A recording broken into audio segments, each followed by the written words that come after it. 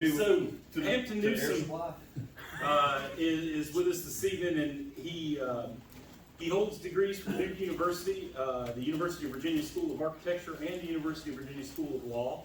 He lives in Charlottesville, Virginia, and he is the author of several Civil War books. The one he'll be speaking about this evening, Fight for the Old North State. If you haven't read it, you should. Quite honestly, and I would say this whether he was standing there or not, one of the best Civil War books I've read in a few years. Very, very good book. And if you don't have a copy, they have them for sale here, and I'm sure he'll be happy to sign it for you. And I also have here a copy of his most recent book, Getting You First Southern Front, Opportunity and Failure at Richmond. And from what I understand, this one's going quite well as well. So I'm going to go ahead and turn it over to him, and it should be enjoyable.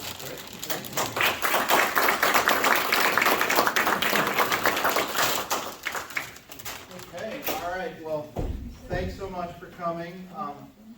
You know, there are a lot of different things you can do on Friday night, so I appreciate that you decided to come here instead of other activities. I'm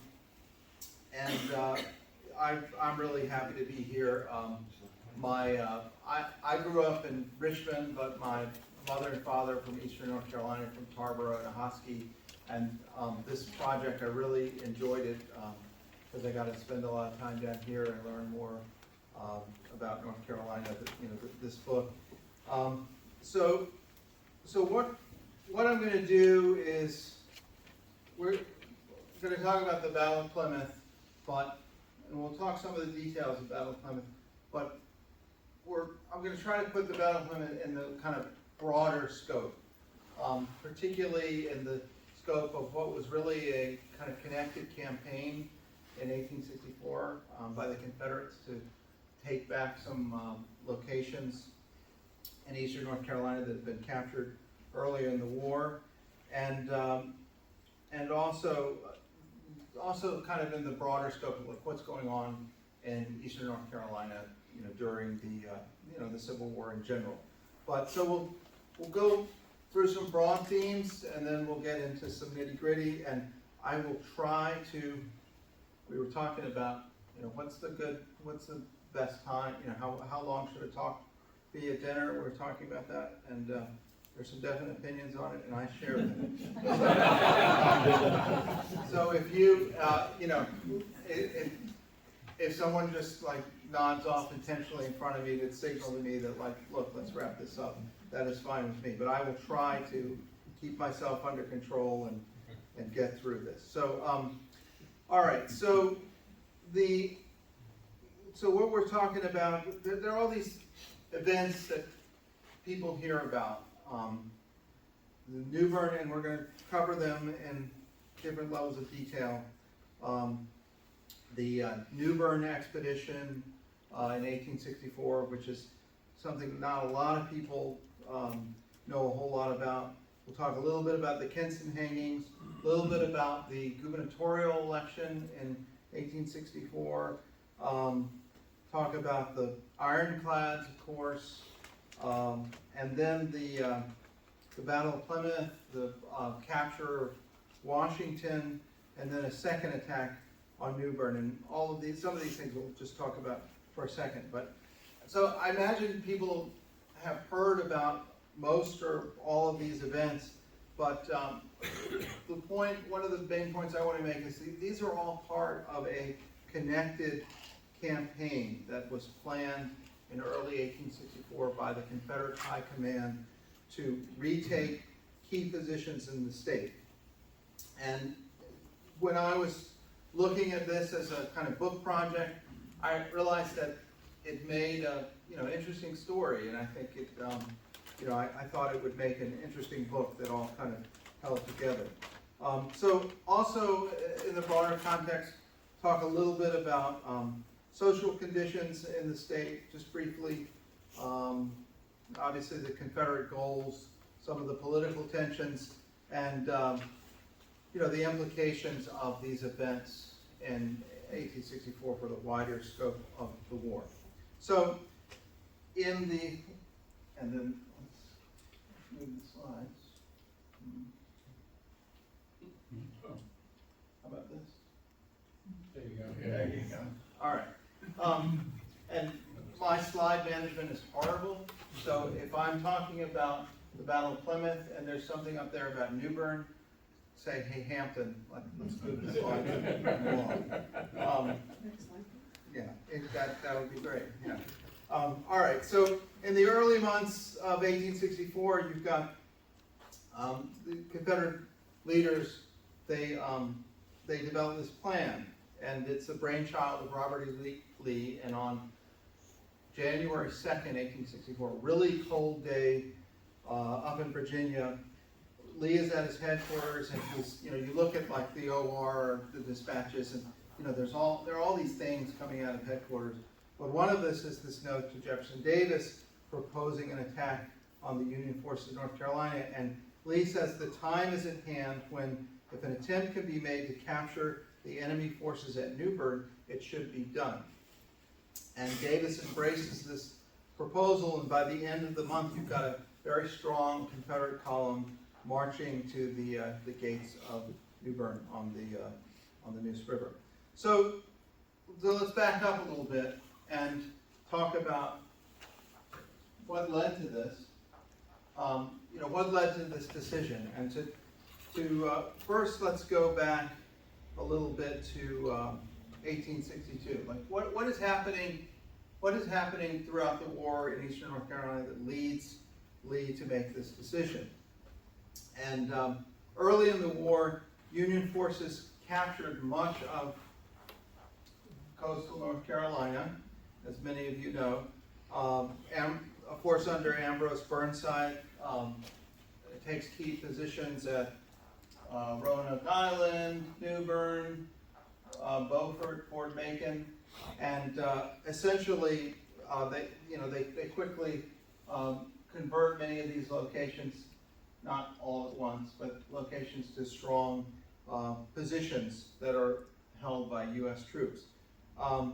They do eventually set up outposts at Plymouth and at Washington, but the main base is here at Newbern, and you can see Newbern, see this little railroad here? Newbern's kind of a key position because it's right on the railroad that's heading into the interior here. So one of the reasons that they're able to do this is because of the naval superiority that the U.S. forces have pretty much everywhere, and also, in the waters of North Carolina.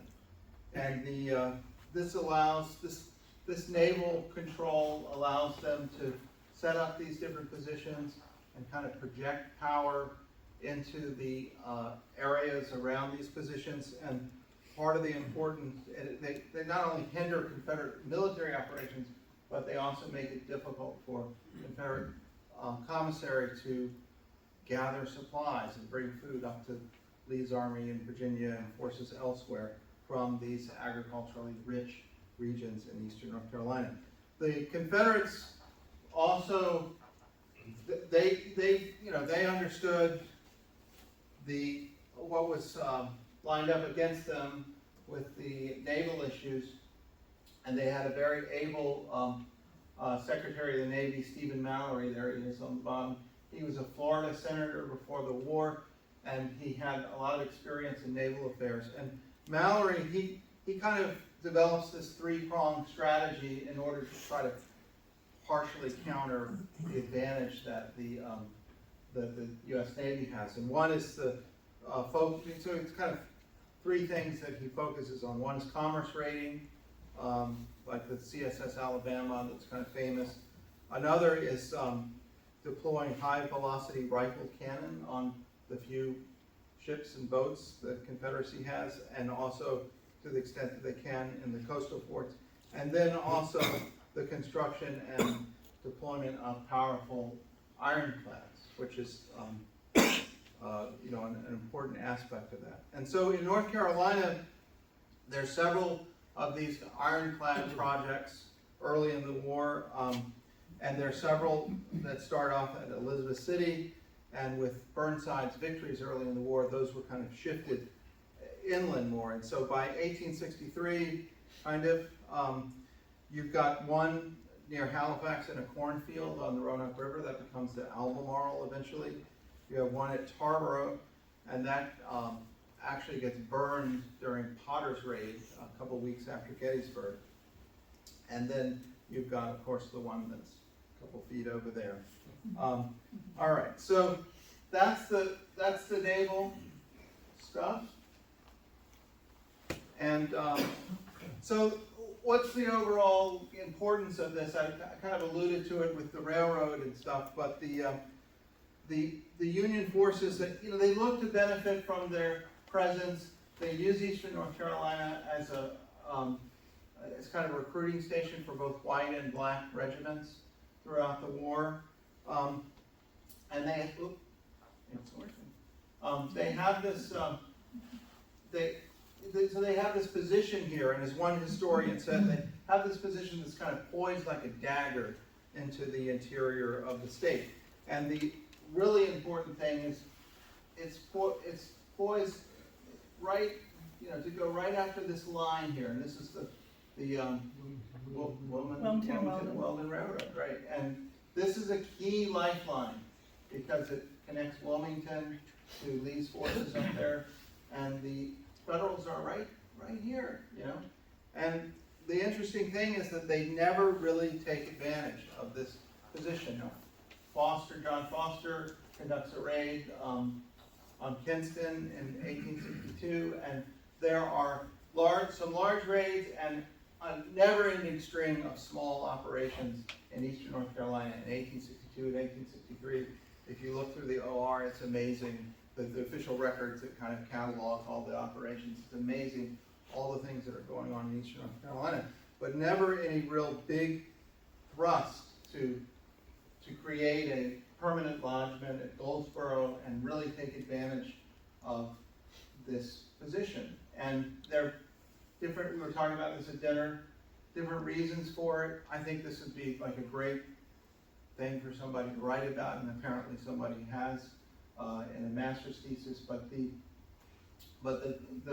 it seemed that there were always priorities in Virginia, priorities in South Carolina. Charleston was a huge focus for the Union High Command, and there was never really a concerted, at least through 1864, a concerted effort to take advantage of this lodgment here. So that's kind of some of the military implications of this, this Union presence in Eastern North Carolina. There are also social changes. The Union occupation brought immense changes and important impacts throughout the population.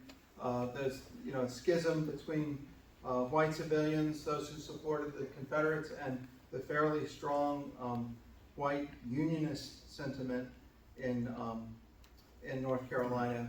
But I think generally it's safe to say that these changes affected enslaved people the most, and they began to free themselves almost immediately after the Federals took control of the bases in Eastern North Carolina. And they escaped, they went to the bases. They were very proactive, and many of the enslaved people very proactive in gaining their own freedom, and they were seeking to improve their lives. They were seeking to destroy slavery, and they were seeking to aid the United States in the war.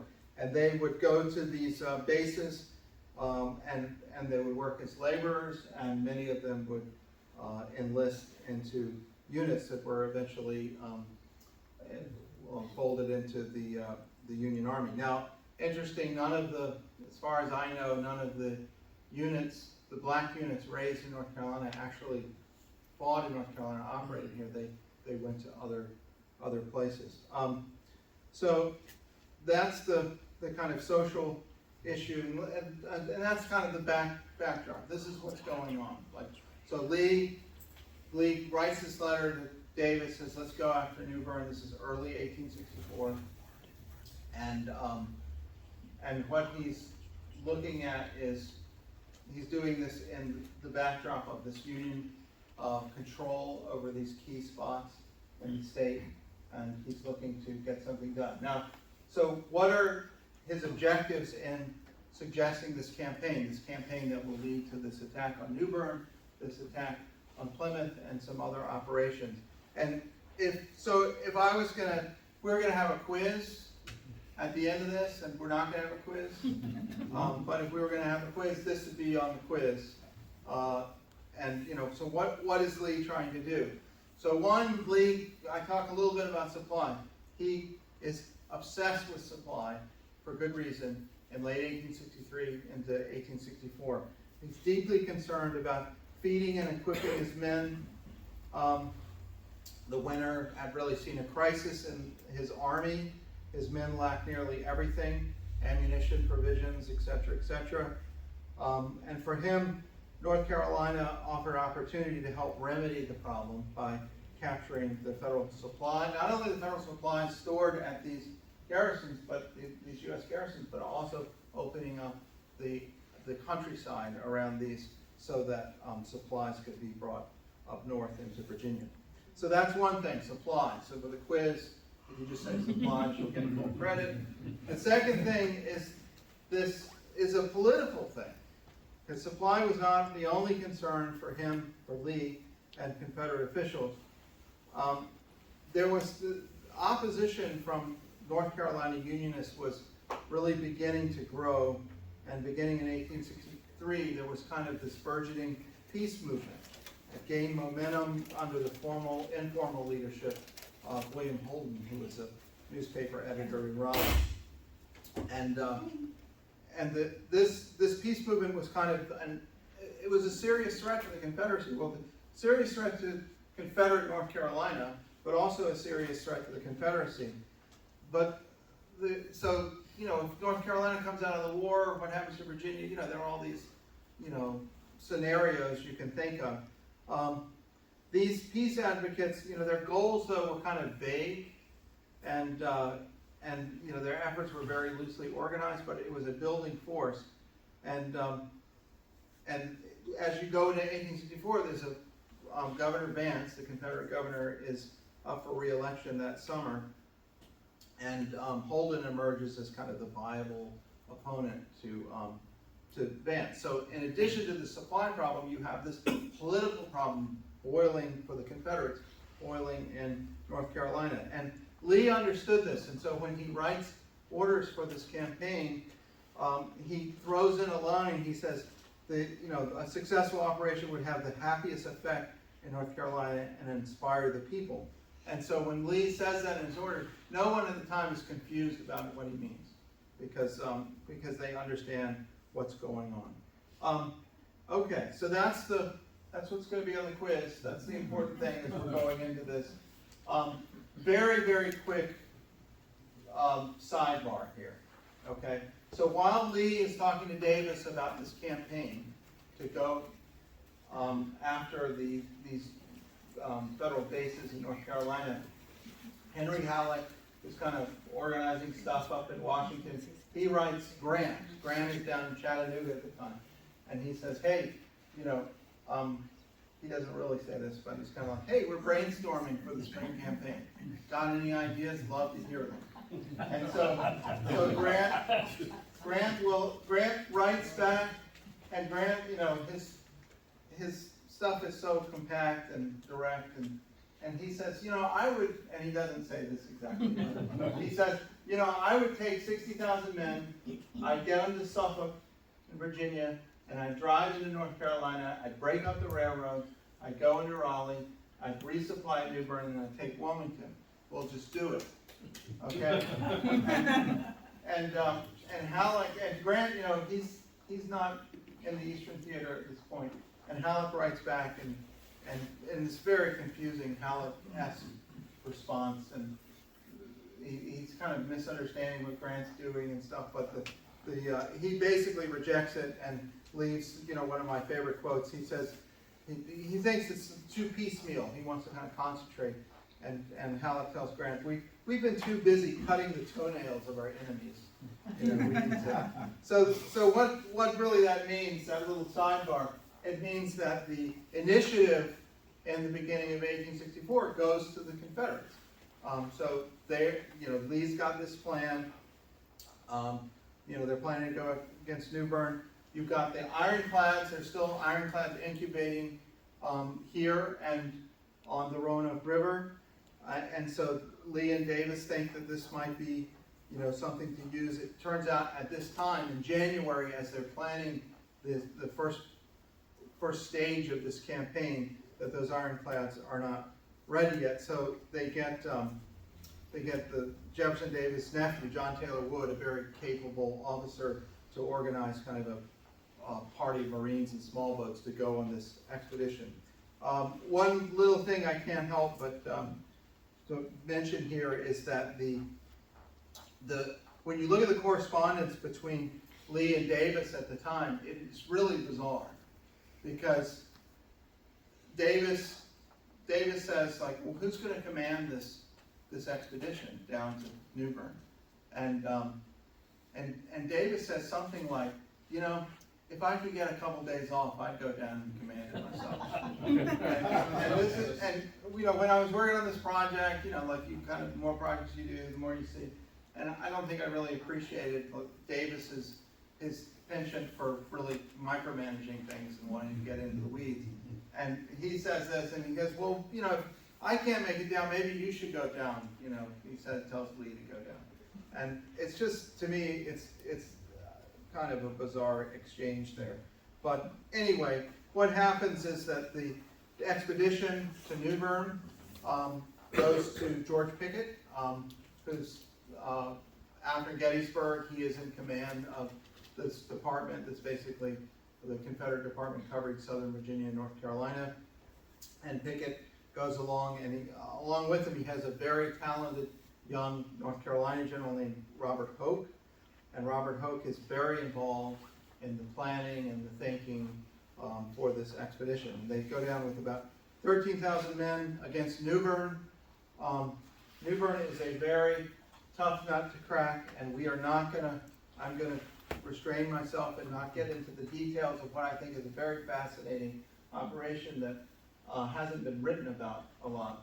But there are no less than 5 prongs, 5 columns. One of them is the Marines and the boats. One of them is a column coming from Wilmington that comes up and attacks Newport Barracks. There are all these dramatic things that happen. Hope breaks the outer kind of line, the blockhouse line up there near Bachelor Creek. And then there's this bizarre situation that the Federals have this monitor train has a gun on it, and it's racing back into the New Bern garrison, and Hoke is broken through, and he gets to this little intersection like 5 minutes after the train rolls in. And his plan was to stop the train, get his men on board, and just go right into the middle of New Bern. Doesn't happen, but very interesting. Another thing is Wood's efforts in the middle of the night. He manages to capture the Underwriter, which is kind of the largest Union gunboat there at the time. He ultimately can't hold it. So there are lots of almost, happens kind of thing, and I promise I would not spend a lot of time on it. So anyway, it's a failure, and Hope is he confesses to one of his friends.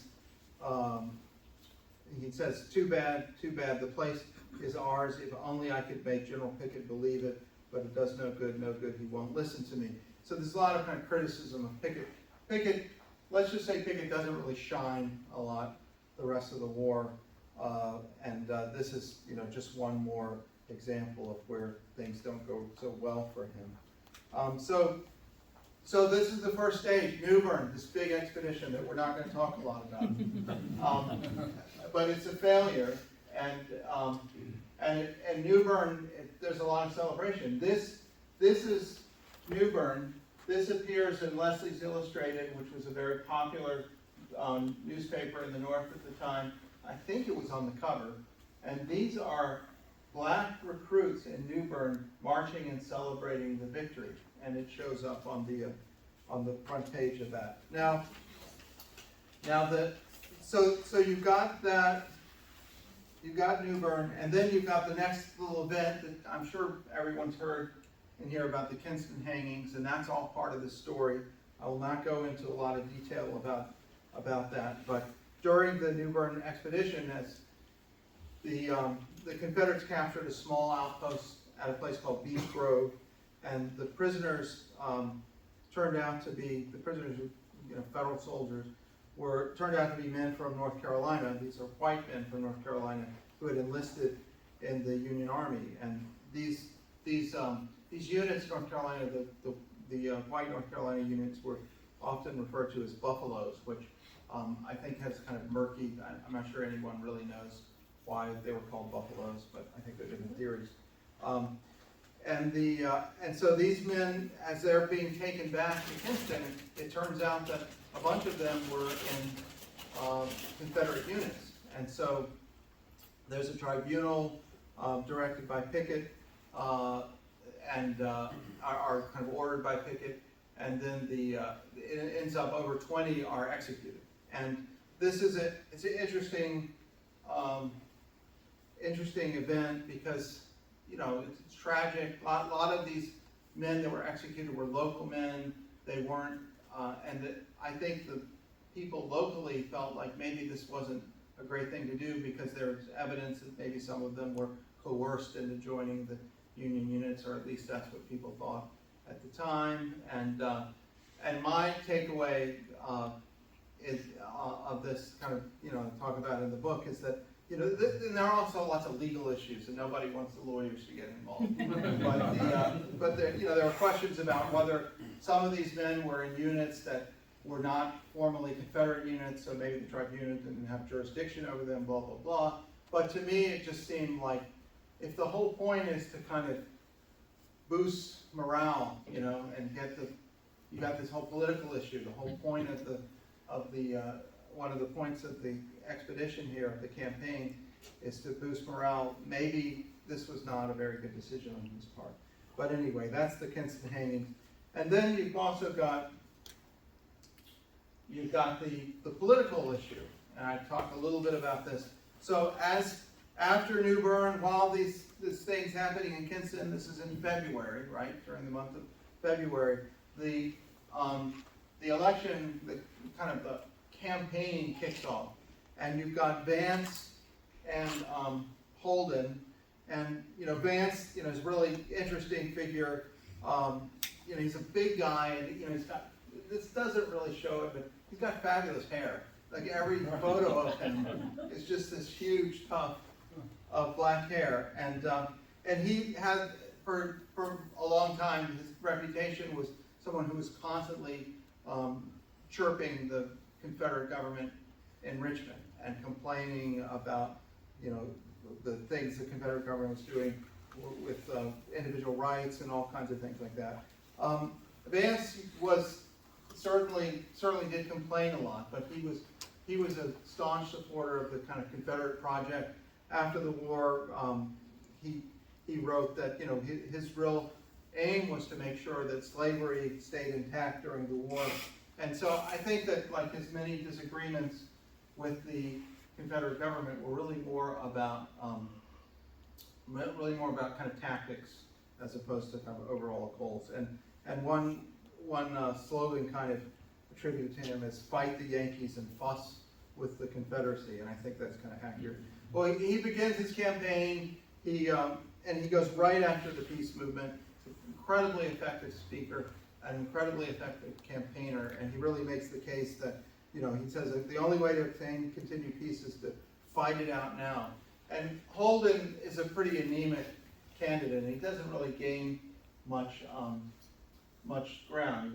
And part of it is because of laws passed in Richmond, he can't publish his newspaper and things like that. But generally, he's just not really, he doesn't do very well in the campaign. But this is all happening at this time. And so, okay, so that's February, and we go into March, and then the next stop is Plymouth.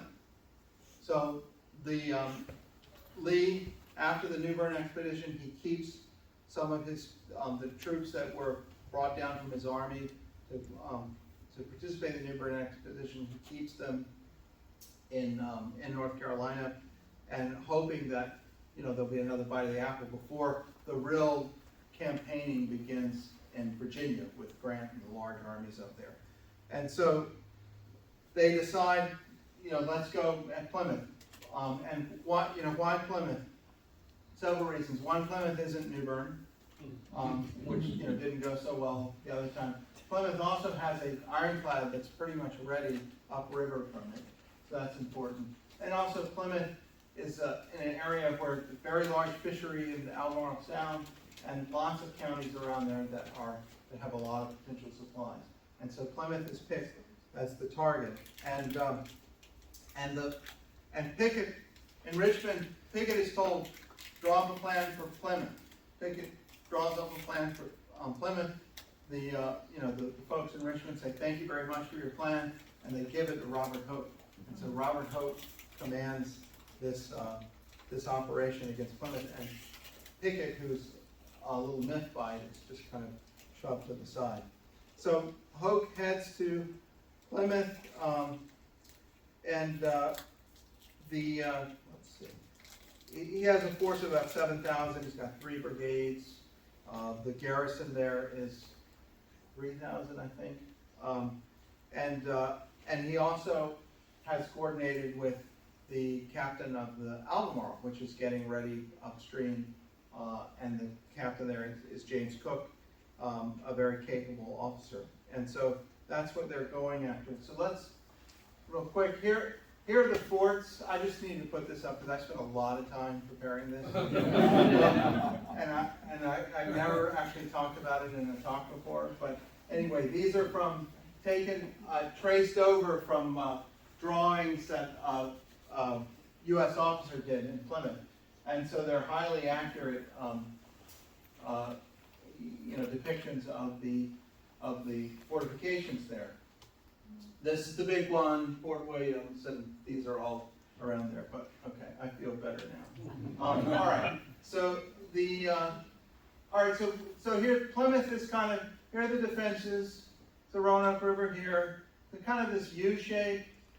The town is kind of framed by these 2 creeks, Welch's and Conaby here. There's a pretty stout line here, and Fort Williams, that big fort is right there. There are some detached works out here at Fort Gray along the river. And then the interesting thing here is this eastern flank, there's no continuous line here. There are a bunch of kind of scattered readouts. And so the Plymouth defenses are kind of developed with 2 ideas in mind. One is the U.S. Navy is going to have, the gunboats are going to have control here, and they're going to support the garrison. And also this idea that this really swampy creek here, Conaby Creek, is going to be really hard to get over. That seems to be the assumption. So that's what Hoke is going after. And so Hoke arrives on Sunday, April 17th. This is a slide of the second day. And not a lot happens. He shows up there. It's a bit of a surprise, but not enough of a surprise. So he can't just overrun the defenses. So he kind of has to, settle down for, not really a siege, but he needs to get his artillery out. Now he does bring with him several very, very large 20-pound Parrott rifle cannon, which are kind of the largest field service pieces in the Civil War, are one of the largest. And so he uses those. A lot of what happens at Plymouth for the first couple of days is really kind of an artillery exchange, a lot of shelling of the lines and what have you. So not a lot happens on Sunday. Monday, the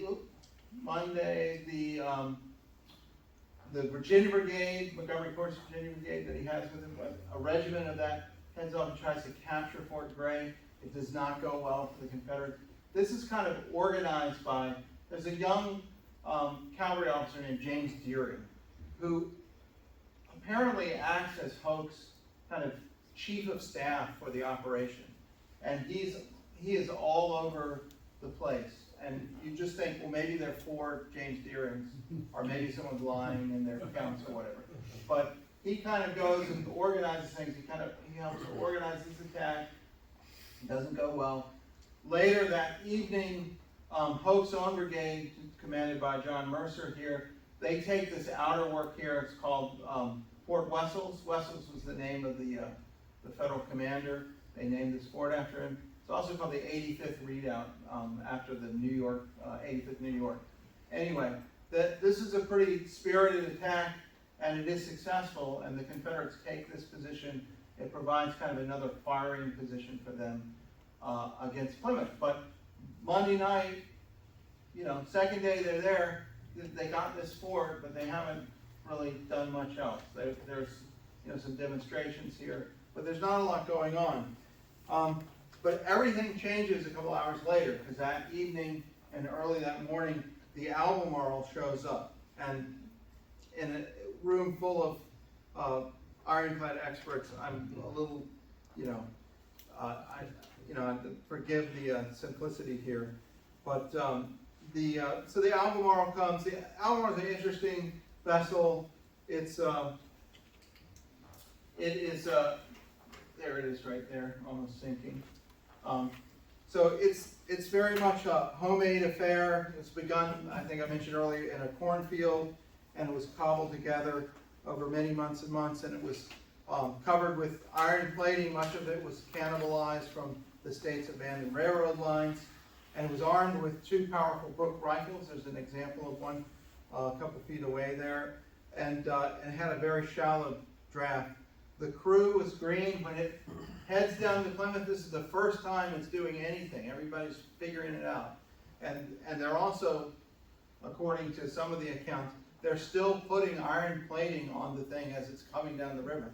And they have a forge on board, and they're doing stuff. So it's very much kind of a haphazard affair. But it shows up early Tuesday morning in the darkness. There are 2 main gunboats in Plymouth, the Southfield and the Miami. These are very powerful craft. The only problem is they're made of wood, so they're not, not a real great contest for them. This is the Federal Naval Commander there. This guy named Charles Flusser, really interesting guy, obsessed with, for years he's been hearing about this, the Albemarle, and he's obsessed with it. One of the interesting things about this exchange here is that several days before Hoke attacked, the Federal Naval Commander in eastern North Carolina sends another gunboat called the Tacony, or Tacony, I'm not sure how to pronounce that. What's that? Tacony. Tacony. Sends the Tacony, and a couple days, the Tacony's there for like 12 hours or something, and it gets sent back, and Flusser and Wessels and Plymouth said, oh, no thanks, we don't need it. We don't need the Tacony. And it's just kind of a mystery. We don't need the Tacony, we're not really sure the Albemarle is going to show up anytime soon. There is evidence that perhaps this happened because the commander of the Tacony outranked Flusser, and by being there would be in control of the operations there. And Flusser, this has been his project forever, getting ready for this. He said, no, we're not going to do this. And so it's kind of an interesting issue. Anyway, the Albemarle comes down the river. The 2 federal vessels are kind of either tied together, or the accounts kind of differ, but they're kind of in this like U shape next to each other. James Cook, the commander of the Albemarle, he just goes right at him, and he has this. This is a heavy vessel. It's got this steel prow. It glances off the Miami here and just plows right into Southfield, and Southfield just goes down right away. And the Albemarle actually gets stuck in the Southfield for a little bit, and it's getting dragged under. Eventually, it kind of bobs up to the surface, and then exchanges fire with the Miami. Flusser is on the deck of the Miami, running to the guns and operating, pulling lanyards and stuff. He goes to one of them, and one of his men says, well, that one has a shell in it as opposed to solid shot. and he says it doesn't matter. He pulls it, the thing ricochets off the Albemarle and kills Flusser right there. The Miami realizes that there is nothing really, that this isn't going to end well for them, and so they head down the river and leave Plymouth. The Albemarle takes control over the water in Plymouth, and so you've got now this whole thing that Plymouth, is based upon the idea of naval control no longer exists. Hoke takes Tuesday. He sends Matt Ransom's brigade around to this flank here. Somehow Ransom gets across that swampy creek and lines up and attacks early on Wednesday morning with the help of the Albemarle, and breaches these kind of scattered works pretty easily. This is kind of the second stage here, where he gets into the town. There's actually like street fighting during this action. Plymouth falls, and it's a Confederate victory. The other brigades are pressing out against the works here, but really the damage is done by Ransom's brigade by getting across Conway Creek and then getting into Plymouth. So the results here, the most obvious one is that there are lots of supplies here, and so the Confederates, they after they pack their haversacks full of stuff, they start sending all the supplies off. There are reports in the papers about trains full of supplies headed up to Richmond. And then there's also kind of a darker side to the victory at Plymouth, and that's according to multiple accounts, some of the Confederates murdered black soldiers who were in Plymouth. Now, there were not any black units in Plymouth at the time, but there were several regiments that used Plymouth as a recruiting station. And so at the time there were 200, 300 black recruits in the garrison that participated in the battle. And at the end there were reports that the Confederates executed some of them. And this was consistent with things that had happened on other battlefields before and after. The real scholarship on this was done by Weymouth Jordan and Gerald Thomas in an article that appeared in the North Carolina Historical Journal in the 1990s. I felt like their conclusions, it's very hard to tell exactly what happened, how many men were killed, but I pretty much agreed with their conclusions. And I also found in my research other accounts that basically support those conclusions. So that's the capture of Plymouth. And broadly speaking, there's Hoke and Wessels. Broadly speaking, the results are that Hoke is promoted. Grant and Butler up in Virginia, they pretty much want to consolidate things in North Carolina, kind of concentrate in New Bern, and then so that they can focus on the upcoming campaign in Virginia. And we will just briefly, after Plymouth, Hoke heads down to Washington. He doesn't attack there, he's outside of there for a few days. The federal garrison is ordered to leave, regardless of Hoke's presence, and right as they're leaving, a fire breaks out in Washington and burns a good chunk of the town.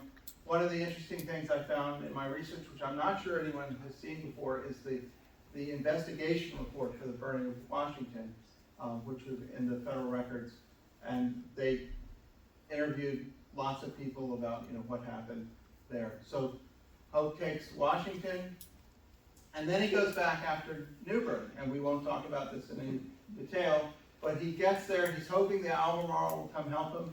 The Albemarle is stopped in an engagement in Bachelor's Bay, and so does not make it down there. And Hoke makes it to here, which is much further than Pickett did, and he's about to attack the next day. We're talking early May, and a lot of people know what's happening in Virginia at that time. Right. And so, as he's sitting there, there's this string of couriers coming in from Kinston saying, you gotta withdraw, you gotta get your men back up to Virginia. And Hope withdraws. He does try to bluff the Federals into surrendering, but they understand what's going on, and there's quite a humorous exchange between them. But he ends up in Virginia, and his men, most of the men that are in the expedition, are going to be involved in the Bermuda 100 campaign, and then the aspects of the Overland and the Petersburg campaign. And that's the end of this campaign. So we've got New Bern, we've got Plymouth, Washington Falls, New Bern again, but New Bern doesn't fall, and that's the end of it. But in terms of and I know I'm violating my rules here, so I'm going to wrap up. In the end, though, the capture of Plymouth opens up huge areas, and capture Washington, huge areas of supply. There, in the archives, at least I couldn't find any extant records on like supply shipments. And I was hoping like I'd find a table of like pork and stuff like that. But I did find in a lot of the newspapers and in some of the more published accounts that the eastern area of eastern North Carolina that was captured continued to provide supplies for Lee's army through into the fall. So this was a very significant thing for Lee and Lee's army in Virginia. The other thing is that Vance in the election this summer just destroys Holden. Now, whether that was because of these Confederate victories at Plymouth, the victory at Plymouth was all over the newspapers in the South. It was seen as a big deal. This was not a time in the war where there were a lot of Confederate victories. So this was something that was really focused on. And certainly, according to the anecdotal account, this campaign really helped the political situation. But whether Holden was going to lose anyway, that's another question. And then finally, it just kind of underlines the lack of attention, whether rightly or wrongly, that the federal commanders gave to eastern North Carolina.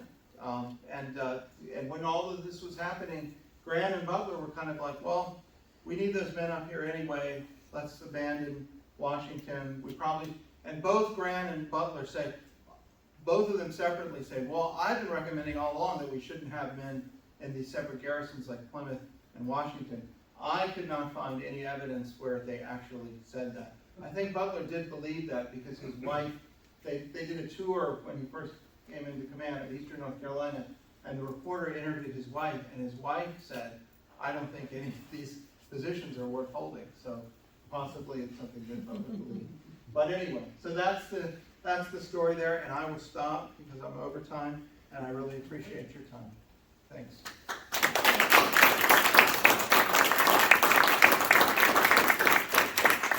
And if anyone has any questions? Yep. Real quick, Neuse run aground in April. So Yeah. Neuse was already run aground.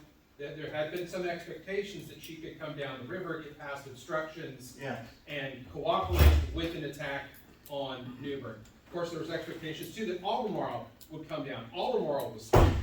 In your research, do you think if Albemarle hadn't been stopped, if Neuse hadn't been stopped, Hope would have been successful the second time around? I think, what really stops Hope is the Wilderness Campaign. But given what happened at Plymouth, sure, it's a possibility. But it's hard to do those counterfactuals. What ifs, Yeah. When you, at the beginning, you were saying that the Union had at least potentially the ability to roll up into Goldsboro and break to Wilmington and Weldon. And when Lee and Davis were planning this campaign against New Bern, you had, they were looking for morale and for supplies, but did that, to attempt to blunt that potentiality, enter into their calculations at all? I think, this had been, by the time they do that, I don't recall, is the short answer. But by the time that they do this operation, the U.S. forces have been there for a long time and haven't, other than some very large raids like Foster's or Potter's raid, they hadn't taken any concerted offensive in order to gain ground permanently. And I think one thing that's important, that's interesting to me, is the whole issue of cutting railroads. And and raids against railroads and what kind of impacts they have. And in the recent thing I did on the Richmond, basically leased supply lines to Gettysburg, what generally you see is that if you just burn the railroad or tear it up or even burn a couple of bridges, they generally get fixed, you know, very soon, a couple of days sometimes. And so in order to have the kind of impact you're talking about, you really need a permanent position on there. And that's what, you know, McClellan was considering. There's a very old book written in the 70s by Rowena Reed, I think I'm getting the name right, on combined operations, and she goes in a little bit into this this idea that McClellan had of getting this kind of permanent cut to the railroad in North Carolina. Yeah. Just in case there may be somebody who doesn't know, you want to say something very briefly about what happened to the Albemarle? Oh, sure. And I should have mentioned the Neuse, but I'm glad you asked. And let's cover both of those. So the Neuse finally, they're hoping the Neuse will come down to Newbern, but then it runs aground, and so it doesn't get involved. The Albemarle. With a pilot from Newburgh, by the way. Yeah. All right. So the Albemarle goes. It comes out to. It refits in Plymouth after the combat. It has a short little trip to the Alligator River, and then it comes back, and then it heads down to come and join Polk at Newbern. And the entire squadron, or Bob, help me out,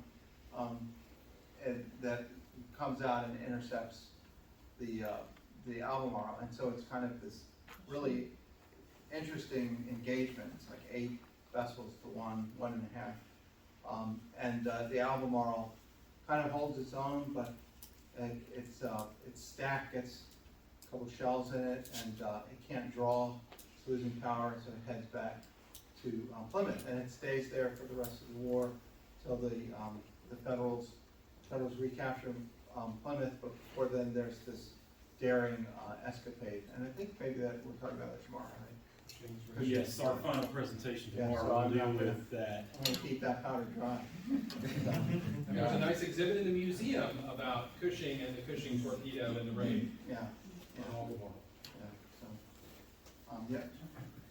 If I can add a little bit, I've done a little work on this too, and an interesting sidelight to that is that in the fall of '61, when the Union Navy took Port Royal, Davis sent Lee down there then because they were worried about the coast. And Lee told Davis that he was very concerned that the Union from Port Royal would go inland from Port Royal, cut the railroad between Charleston and Savannah, and then attack both Charleston and Savannah by land by going around by the railroad and from the sea and take them both. And so he was worried about that very sort of thing, even in the fall of '61. Mm-hmm. And if Burnside had been allowed, he could have done sort of the same sort of thing. He could have cut the railroads too. So that was an issue for a long time. Yeah, thanks. Yeah.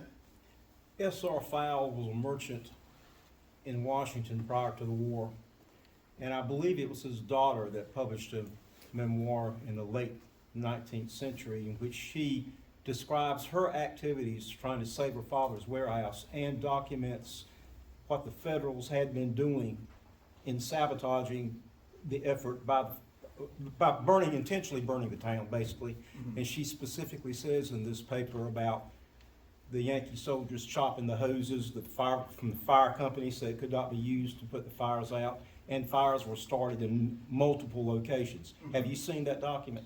I don't think I've seen that one. But the Board of Inquiry does, they have certainly witnesses saying that Okay.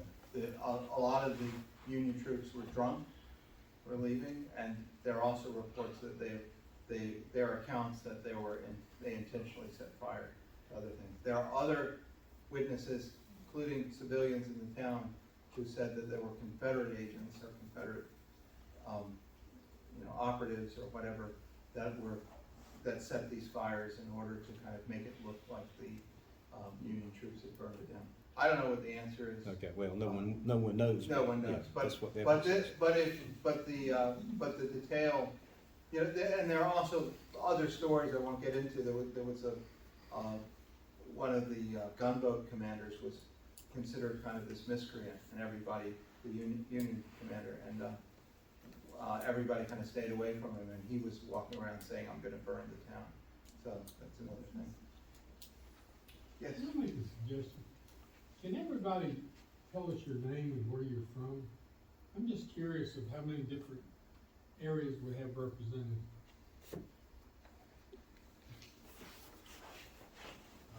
Don't everybody speak in Well, you start. All right, my name is You Mike start, Parker. Shut up. Mike Parker, I live here in Kinston. I'm also on the Friends of the CSS Neuse Museum Board. It's my wife Sandra, she lives with me here in Kinston. Why don't we just do it this way? Everyone who's from Kinston, raise their hand. Okay, everyone who's, and that's one category. Anyone who's within 100 miles of here, North Carolina? We're on the cusp. Okay, yeah, like get your Google Mouth out. of Cape Fear. All right, and then who's from out of state? Virginia. Okay, Virginia. All right, and Gaithersburg. Yeah, so, okay. Great. Anybody else? And feel free to come up and talk to me afterwards. I really appreciate it. Okay, so. Thank you so much. Thank